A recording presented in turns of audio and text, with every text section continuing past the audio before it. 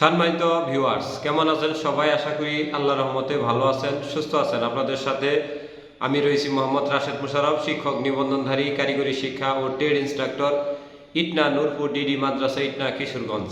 সম্মানিত ভিউয়ার্স, আমার নিজ জেলা জামালপুর জেলা ও নিজ উপজেলা সরিষাবাড়ি উপজেলা। আপনারা দেখছেন রাশেদ এডুকেশন টিভি।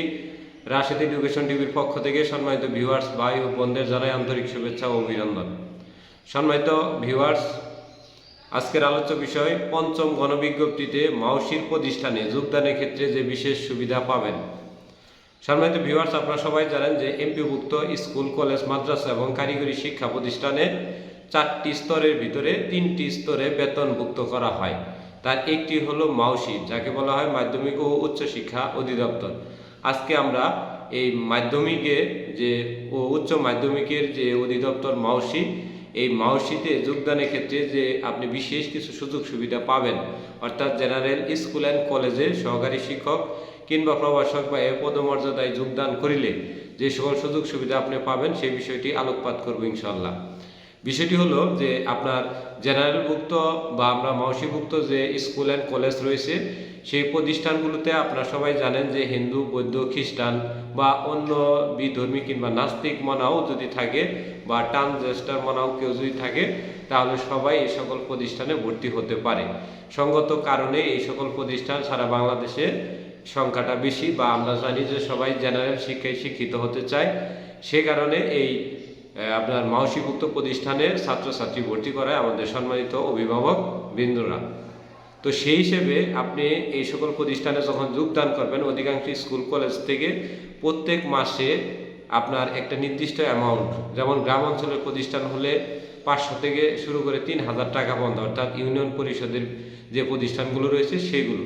আর যদি মাওসিভুক্ত প্রতিষ্ঠান পৌরসভা কিংবা সিটি কর্পোরেশন এরিয়া হয়, তাহলে সেটা সর্বনিম্ন 2000 থেকে শুরু করে সর্বোচ্চ 16 থেকে 17,000 টাকা পর্যন্ত বেতন দিয়ে থাকে বলে আমরা বেশ কিছু প্রতিষ্ঠানে জেনেছি। যেমন একটি প্রতিষ্ঠান সম্বন্ধে আপনাদের অবগত হই, সেটা হলো নারায়ণগঞ্জ জেলার পাগলা উচ্চ বিদ্যালয় নামে একটি প্রতিষ্ঠান রয়েছে। এটি সেসিভুক্ত, এসএসসি ভোকেশনাল শাখাও রয়েছে। আমাদের সম্মানিত ট্রেড ইনস্ট্রাক্টর ও আমার সিনিয়র বড় ভাই আরিফুল ইসলাম সেখানে নিয়োজিত রয়েছেন। তো উনির সাথে আমি কয়েকদিন বেশ যাবৎ কথা বলেছি যে আমাদের প্রায় 10,000 অর্থাৎ 10,000 টাকার উপরে প্রতিষ্ঠান কর্তৃপক্ষ থেকে অ্যামাউন্ট দেওয়া হয়, এবং প্রতিষ্ঠানটি অত্যন্ত ভালো মানের এবং প্রতিষ্ঠানে প্রচুর ক্লাস এবং প্রচুর নিয়মতান্ত্রিক মানা হয়। সে কারণে প্রতিষ্ঠানেও শিক্ষক, শিক্ষার্থী বা অভিভাবক যারা রয়েছেন তারা অত্যন্ত সচেতন। এই কারণে ওই প্রতিষ্ঠানগুলোতে টাকার হারটা একটু বেশি পাওয়া যায়। তবে আপনারা যারা এই মাওসিভুক্ত প্রতিষ্ঠানে আবেদন করবেন, আবেদনের আগে ওই সকল প্রতিষ্ঠানে গিয়ে যদি একটু খোঁজ নেন যে প্রতিষ্ঠানের শিক্ষকদের মাস শেষে টাকা দেওয়া হয় কিনা, বা দুইটা ঈদ যে যায়, দুইটা ঈদে আপাতত 1,500, 2,000, 5,000 টাকা প্রতিষ্ঠান থেকে দিতে পারে কিনা। আর যে সকল প্রতিষ্ঠান এই টাকাগুলো দিতে পারে না, সেই সকল প্রতিষ্ঠানের প্রায় সভাপতি এবং প্রধান শিক্ষক মিলে এই টাকাগুলো আত্মসাৎ করে খায় এবং বিভিন্ন ভুয়া বিল ভাউচার করে। আর শিক্ষকদের বড় যদি একটা চা খরচ, বিস্কিট খরচ কিংবা হঠাৎ আপনার কি বলে একটু মুড়ি বাটি, এর বাহিরে কিছু খাওয়ায় না। বিনিময়ে টাকাগুলো ওনারা ভোগ করে, এবং কি সবার দোষ হয় আপনার এই এমপিওভুক্ত শিক্ষক, শিক্ষার্থী মানে শিক্ষক এবং শিক্ষিকাদের, যে তারা প্রচুর টাকা ইনকাম করে অথচ আপনি কিন্তু পকেটে একটা টাকাও আপনার যায় না। অর্থাৎ এমপিওভুক্ত যে শিক্ষা প্রতিষ্ঠানের আপনার ছাত্রছাত্রীরা 40 টাকা, 50 টাকা, 100 টাকা, 150 টাকা, 500 টাকা, 400 টাকা পর্যন্ত মাসিক বেতন দিয়ে থাকে, এবং এর সাথে উৎসব ভাতা কত ফিজে দেয় আমরাই জানি।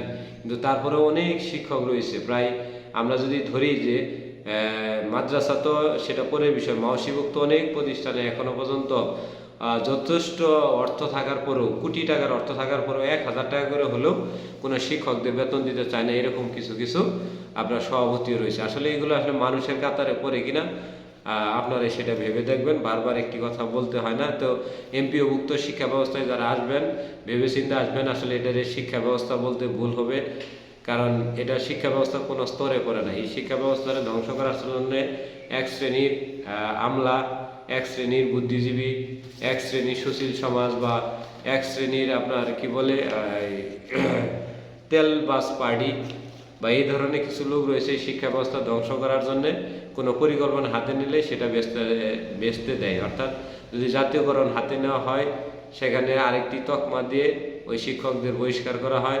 যদি বলা হয় উৎসব ভাতা বাড়াই দেওয়া হয়, সেখানেও আরেক তকমা দিয়ে বিরোধী দল বলে বহিষ্কার করা হয়, বা বিভিন্ন কিছু। অর্থাৎ এই শিক্ষাটারে একটি শ্রেণী মাননীয় প্রধানমন্ত্রীর কাছ থেকে যে কিছু আদায় করে শিক্ষা ব্যবস্থাটাকে একটু উন্নত করা, সেই বিষয়টা নেই। আপনারা সবাই জানেন যে প্রায় 19 বছর আগে এমপিওভুক্ত শিক্ষকরা 25% ঈদ বোনাস পেত, যা এখনও পর্যন্ত 25% ঈদ বোনাসই রয়েছে।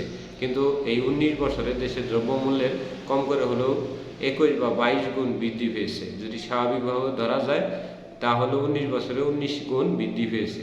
কিন্তু এই টাকা দিয়ে কিন্তু এখন আর এমপিওভুক্ত শিক্ষকদের চলা সহজ হচ্ছে না। তো যে সকল প্রতিষ্ঠান আবেদন করবেন, যদি প্রতিষ্ঠান থেকে ইনকাম না থাকে এবং প্রাইভেট পড়ানোর সুযোগ না থাকে, তাহলে এই পেশায় এসে আসলে আপনি তেমন কিছুই করতে পারবেন না, ডাল ভাত খেয়ে আপনাকে বিদায় নিতে হবে। তাই মাওসিভুক্ত প্রতিষ্ঠানে যারা আবেদন করবেন, দূরে হোক বা কাছের হোক, সবসময় চাবেন যে বাড়ি থেকে যেন চাকরিটা করতে পারি। আর বাড়ির বাহিরে গেলেই প্রতিষ্ঠান থেকে যে টাকাটা দিব, হয়তো 3,000 4,000 টাকা, ওই টাকা আপনার বাসা ভাড়াতেই চলে যাবে।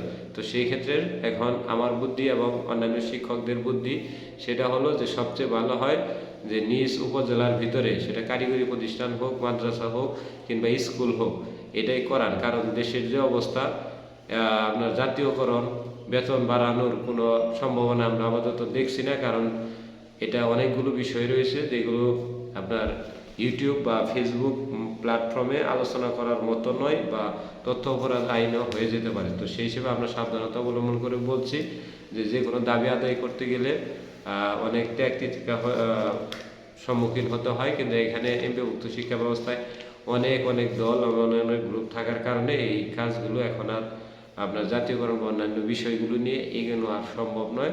তো যাদের অন্য সুযোগ রয়েছে তারা এই এমপিওভুক্ত স্কুল কলেজ মাদ্রাসায় চাকরি না করে স্বায়ত্তশাসিত যে প্রতিষ্ঠান, যেমন নেস্কো, ডেস্কো কিংবা পল্লী বিদ্যুৎ কিংবা আপনার এই বন শিল্প উন্নয়ন কর্পোরেশন, তারপরে কৃষি উন্নয়ন কর্পোরেশন, পাট কল, চিনি কল, চা কল, মানে এই যাবতীয় যত উন্নয়ন কর্পোরেশনেও যদি চাকরি হয়ে থাকে তারপরে ওইখানে চলে যাও, এটা থেকে ভালো। তো যাই হোক, যারা এমপিওভুক্ত বা মাওসিভুক্ত প্রতিষ্ঠানে যোগদান করবেন, করার পরে ওইসব বেতন দেখবেন, তারপরে দেখা যায় যে রেজিস্ট্রেশন করলে সেখান থেকে কিছু একটি অর্থ আপনাকে দেওয়া হয় কিনা, এগুলো সেগুলো দেখবেন। গত 3 বছরের রেজাল্টের সন্তুষ্টজনক দেখবেন, এবং প্রতিষ্ঠানে বঙ্গবন্ধু বা তার পরিবারবর্গের নামে আছে কিনা এগুলো একটু লক্ষ্য করবেন।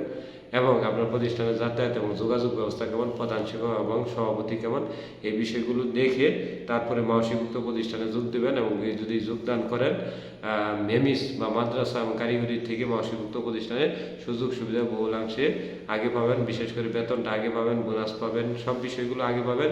ট্রেনিং থেকে শুরু করে অন্যান্য সকল বিষয়ে মাওসিভুক্তদের সবার আগে এন্ট্রি করা হয়। তো ধন্যবাদ সবাইকে, সবাই ভালো থাকবেন।